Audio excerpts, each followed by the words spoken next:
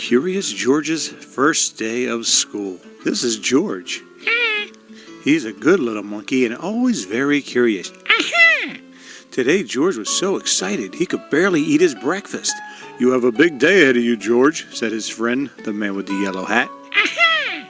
It's a big day for George. It was the first day of school, and he had been invited to be a special helper. George and his friend walked together to the schoolyard. Some of the children were nervous, but George could not wait for the fun to begin. Oh boy!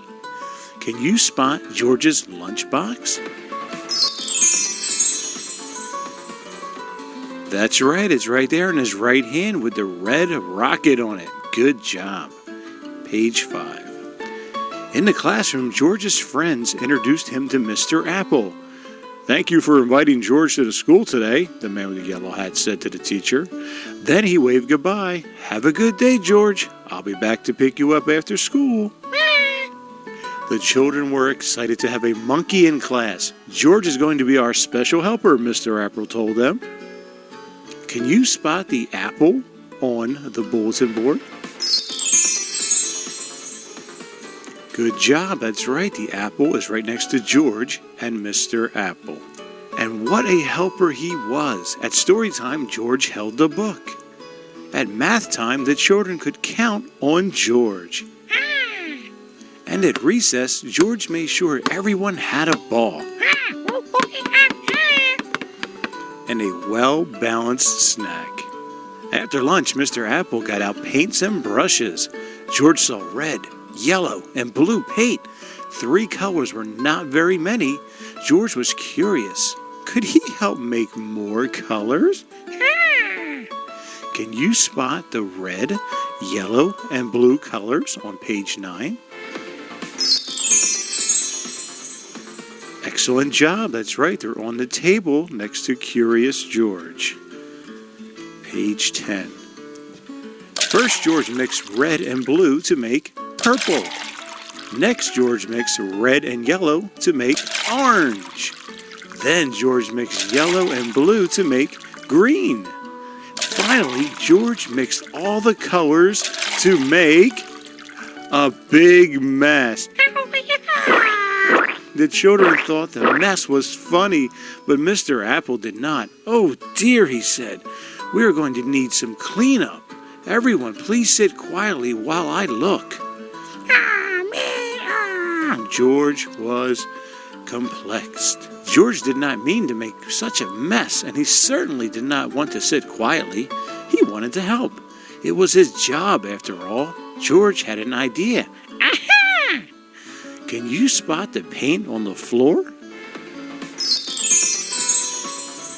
Good job. All the different colors of the paint are on the floor. Page 15.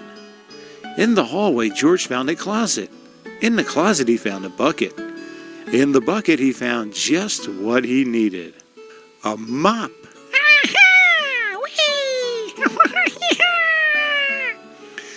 George was on his way back to the classroom when he heard somebody yell, "Stop! Stop! What are you doing with my mop?" The janitor ran after George. "Stop! Stop! No running in the halls!" The principal ran after the janitor.